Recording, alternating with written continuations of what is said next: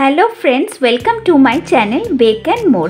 আজকে আমি তৈরি করব নরম তুলতুলে বিউলির ডালের রসবড়া। এটি খুব পুরনো ও অত্যন্ত সুস্বাদু বাঙালি মিষ্টি রেসিপি। শীতকালে পিঠে পায়েস খেতে আমরা সবাই খুব পছন্দ করি, আর নরম তুলতুলে রসবড়া হলে তো কোনো কথাই নেই। দেখুন বড়াগুলো কতটা নরম আর রসালো হয়েছে।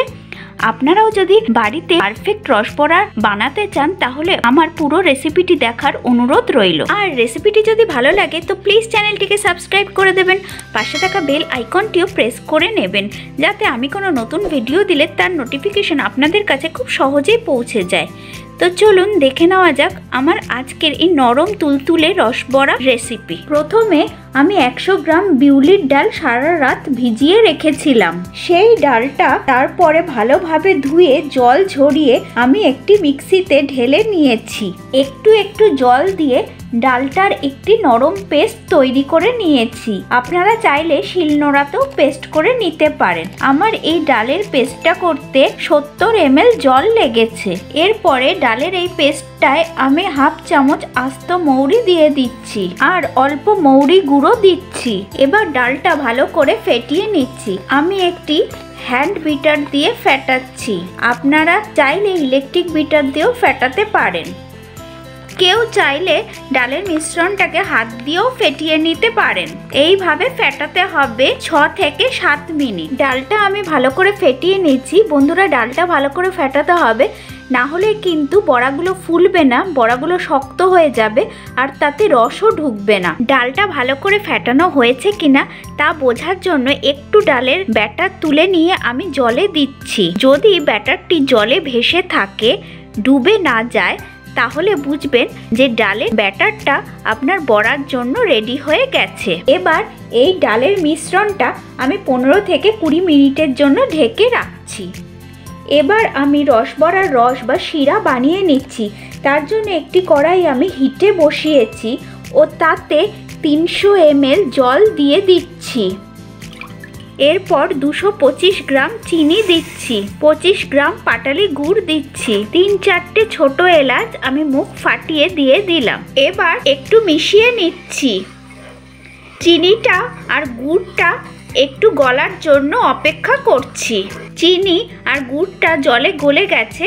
এবার আমি গ্যাসটা বন্ধ করে দিচ্ছি। রসবড়ার শিরা সবসময় পাতলা হয়, মোটা শিরা হলে রস বড়ার ভেতরে ঢুকবে না। আমি রসবড়ার রসটা কড়াই থেকে একটি বাটিতে ঢেলে নিয়েছি।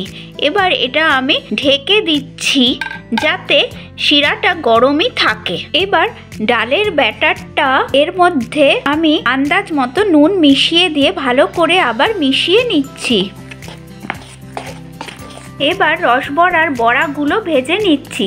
এবার আবার একটি কড়াই আমি হিটে বসিয়ে তাতে পরিমাণ মতো সাদা তেল দিয়ে দিয়েছি। তেলটা ভালোভাবে গরম হয়ে গেলে এর মধ্যে আমি একটা করে বড়া তেলের মধ্যে দিয়ে দিচ্ছি।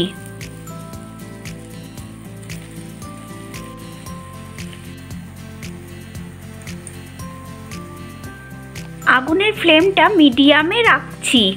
বড়াগুলো বেশি বড় করবেন না, না হলে রস ঢুকে বড়াগুলো আরও বেড়ে যাবে।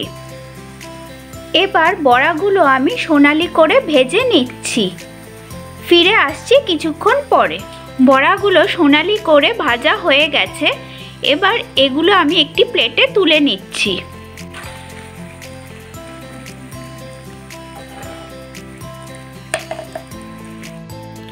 সব বড়াগুলো ভেজে আমি একটি প্লেটে তুলে নিয়েছি। এবার বড়াগুলো আমি ঈষদুষ্ণ গরম শিরায় ঢেলে দিচ্ছি। আপনাদের যদি শিরাটা একটু ঠান্ডা হয়ে যায় তাহলে একটু গরম করে নেবেন। ভালো করে একটু মিশিয়ে নিচ্ছি। বড়াগুলো রসে কিছুক্ষণের জন্য ভিজিয়ে রাখছি যাতে বড়াগুলোর রস ভালো করে সোক করতে পারে। ফিরে আসছি কিছুক্ষণ পরে। ফিরে এলাম 2 ঘন্টা পরে। দেখুন বড়াগুলো রস সোক করে কত ফুলে উঠেছে।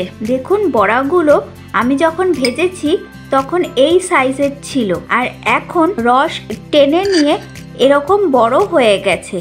তার মানে রসবড়াগুলো ভেতরে খুবই রসালো হয়েছে। দেখুন রসবড়াগুলো কতটা রসালো ও নরম হয়েছে।